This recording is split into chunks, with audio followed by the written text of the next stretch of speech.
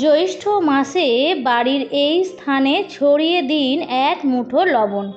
অর্থ আসবে ঝড়ের বেগে, মা লক্ষ্মী আপনার ঘরে স্থিত হবেন। নমস্কার বন্ধুরা, ভক্তিমূলক কথা চ্যানেলে জানাই আপনাদের সকলকে স্বাগত। বন্ধুরা, আশা করছি ঈশ্বরের আশীর্বাদে আপনারা প্রত্যেকেই ভালো আছেন এবং সুস্থই আছেন। আজকের ভিডিওটিতে একটি খুবই গুরুত্বপূর্ণ বিষয় নিয়ে আলোচনা করব। আজকের আলোচ্য বিষয় হচ্ছে লবণ বা নুন। এটা আমরা প্রতিদিন খাদ্য হিসেবে গ্রহণ করে থাকি।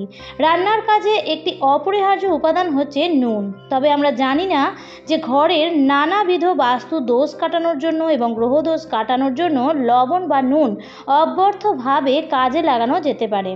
বন্ধুরা, আজকের পর্বে আমি আপনাদের সঙ্গে শেয়ার করব লবণ আপনার বাড়ির কোন স্থানে ছড়িয়ে দিলে আপনার বাড়ির সমস্ত বাস্তু দোষ দূর হবে, আপনার পরিবার থেকে সমস্ত রকম নেতিবাচক শক্তি বিদায় নেবে এবং আপনার উপর কেউ কোনো খারাপ কাজ করতে পারবে না।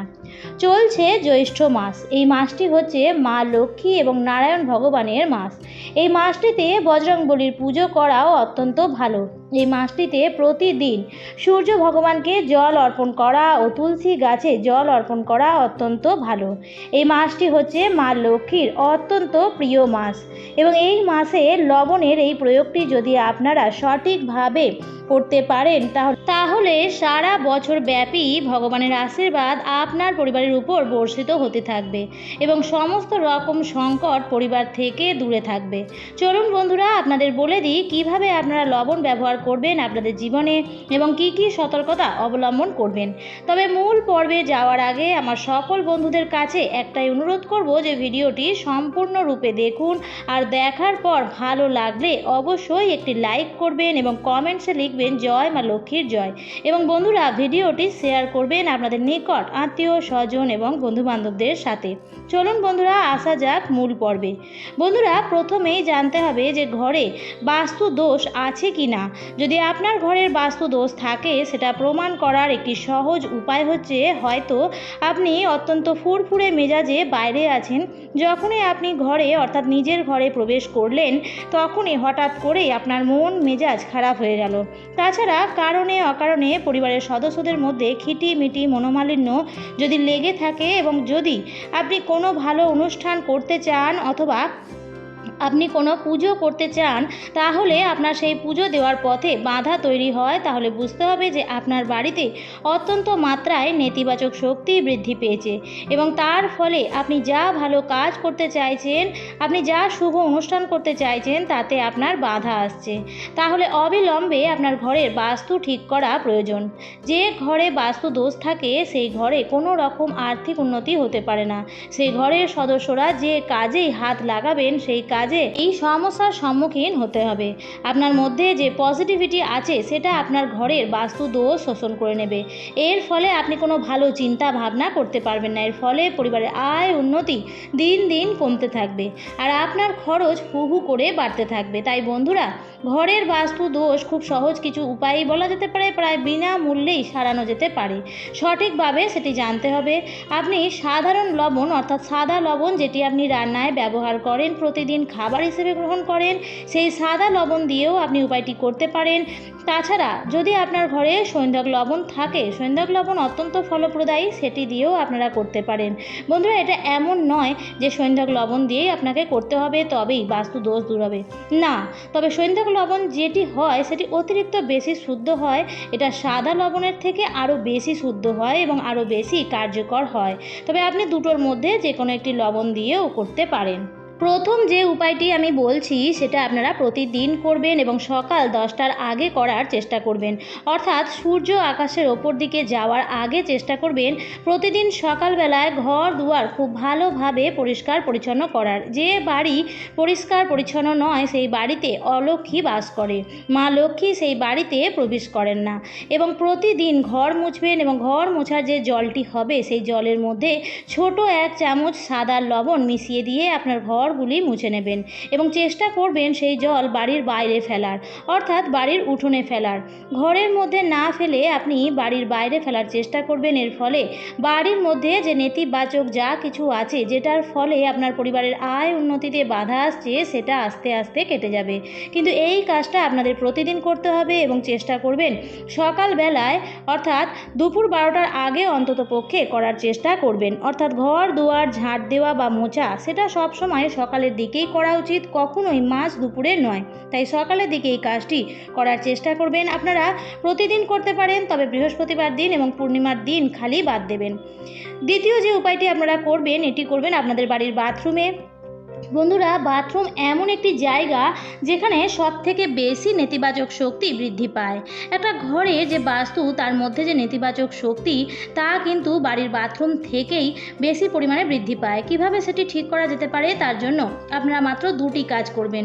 প্রথম হচ্ছে একটি স্বচ্ছ পাত্র নিয়ে নেবেন, স্বচ্ছ অর্থাৎ ট্রান্সপারেন্ট অথবা কাঁচের কোনো পাত্র নিয়ে নেবেন। তার মধ্যে 1 বাটি সাদা নুন রেখে দেবেন।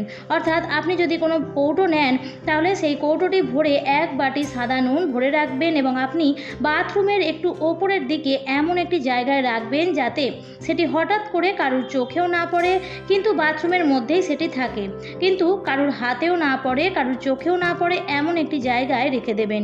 এবং এই জিনিসটি আপনি রাখবেন 15 দিন। 15 দিন পর আপনাকে আবার এটি পরিবর্তন করে নিতে হবে। এই যে লবণটি আপনি এই যে স্বচ্ছ জায়গায় ভরে রেখে দেবেন, এটি আপনার বাথরুমের যে নেতিবাচক যে শক্তিটি তৈরি হচ্ছে সেটি শোষণ করে নেবে। শোষণ করে লবণটি নিজের মধ্যেই রেখে দেবে। আপনি সেই লবণটি বাড়ির ত্রিসীমানার বাইরে কোথাও গিয়ে ফেলতে হবে। আপনি কোনো চৌমাথার মোড়ে বা কোনো অজানা রাস্তায় ফেলে আসতে পারেন, কিন্তু এটি আপনাকে 15 দিন অন্তর অন্তর পরিবর্তন করতে হবে। এতে আপনার বাথরুমের সমস্ত রকম নেতিবাচক শক্তি সেটি শোষণ করে নেবে। আরেকটি কাজ আপনারা করবেন, বাথরুমে আমরা সবাই যে কোনো কালারের বালতি ব্যবহার করি, তবে বন্ধুরা, বাথরুমে যখন কোনো কালারের বালতি ব্যবহার করবেন, মগ ব্যবহার করবেন, সেটি সর্বদা নীল রঙের ব্যবহার করার চেষ্টা করবেন। নীল রং কিন্তু পরিশোধক হিসেবে খুব সুন্দর কাজ করে। নীল রং জলকেও রিপ্রেজেন্ট করে। নীল রং কিন্তু ব্যবহার করুন আপনাদের বাথরুমে, দেখবেন আপনি অত্যন্ত ভালো রেজাল্ট পাবেন এবং একদম হাতে নাতেই পাবেন। বাড়িতে যদি অত্যাধিক মাত্রায় বাস্তু দোষ বাড়ে, তাহলে আপনার রাতের ঘুম উড়ে যাবে। আপনি রাতে শোবেন, হয় আপনার খারাপ স্বপ্ন আসবে অথবা আপনার ঘুম আসবে না। এই দুটোর মধ্যে যে কোনো একটা আপনার সঙ্গে অবধারিতভাবেই হবে, বা আপনার রাতে অন্তত পক্ষে 2 থেকে 3 বার ঘুম ভেঙে যাবে আচমকাই, হঠাৎ করে। সেক্ষেত্রে এই নেতিবাচক শক্তিটা যাতে আপনার উপর এবং আপনার ঘুমে যাতে ব্যাঘাত না ঘটায়, সেই জন্য আপনি এই কাজটি করতে পারেন। সেটি হচ্ছে, আপনি যে বিছানায় শোবেন, সেই বিছানার যে 4টি পা, এর মধ্যে আপনি অল্প অল্প করে লবণ দিয়ে রাখবেন রাত্রিবেলায় ঠিক শোবার আগে। তবে আপনি আর কোনো কাজ করবেন না, অর্থাৎ লবণটি দেওয়ার আগে আপনি সমস্ত কাজ সেরে ফেললেন এবং কাজ সেরে তারপর শুতে যাওয়ার আগেই আপনি লবণটি দিয়ে রাখবেন। তাহলে আপনার আশেপাশে যত নেগেটিভ এনার্জি আছে এই লবণ শোষণ করে নেবে এবং আপনার উপর কোনো কিছু খারাপ প্রবেশ করতে পারবে না।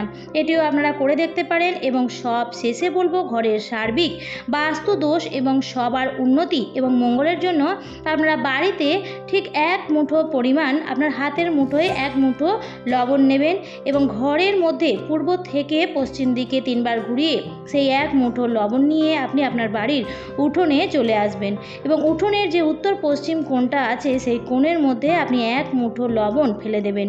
এটা আপনি আপনার ঘরের মধ্যেই করবেন। আপনি যদি অ্যাপার্টমেন্টে থাকেন তাহলেও কোনো অসুবিধা নেই, আপনি অ্যাপার্টমেন্টের নিচেও ফেলতে পারেন। আর আপনার যদি নিজস্ব বাড়ি থাকে তাহলেও কোনো অসুবিধা নেই, লবণটি কিন্তু আপনাকে বাড়ির ত্রিসীমানার মধ্যেই ফেলতে হবে। কি করতে হবে আপনাকে, আপনি 1 মুঠো লবণ নেবেন, তবে তার আগে স্নান সেরে শুদ্ধ বস্ত্র পরিধান করবেন। এরপর আপনার হাতের ডান হাতের 1 মুঠো লবণ নেবেন এবং ঘরের মুখ্য দরজা থেকে সারা ঘরের পূর্ব থেকে পশ্চিম দিকে 3 বার ঘোরাবেন সেই লবণ। অর্থাৎ আপনি ঘরের মুখ্য দরজা দিয়ে 1 মুঠো লবণ নিয়ে প্রবেশ করলেন এবং সেই ঘর থেকে পুরোপুরি ক্লক ওয়াইজ 3 বার ঘরের মধ্যে ঘোরালেন এবং তারপর আবার মুখ্য দরজা দিয়ে বেরিয়ে গিয়ে বাড়ির উঠোনে চলে গেলেন এবং বাড়ির উঠোনের যে উত্তর পশ্চিম কোণটা আছে, তাতে গিয়ে সেই 1 মুঠো লবণ আপনি ফেলে দেবেন। এর মাঝে আপনি আর কোনো কাজ করবেন না।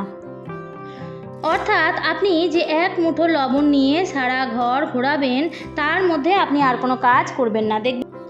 দেখবেন বন্ধুরা, এর ফলে আপনার ঘরের সমস্ত রকম বাস্তু দোষ এবং নেতিবাচক শক্তিগুলো উধাও হয়ে যাবে এবং আপনার জীবনে অর্থ আগমনের পথ সুগম হবে। আজকের পর্বটি আমি এখানেই শেষ করছি। আশা করছি আজকের ভিডিওটি দেখে একটু হলেও ভালো লেগেছে। ভিডিওটি ভালো লেগে থাকলে লাইক, কমেন্ট, শেয়ার করবেন বন্ধুরা। আর যদি চ্যানেলে নতুন হন তাহলে অবশ্যই চ্যানেলটিকে সাবস্ক্রাইব করে আমার সাথে থাকবেন। দেখা হবে নতুন আরেকটি ভিডিওতে। সবাই খুব ভালো থাকবেন, সুস্থ থাকবেন। ধন্যবাদ।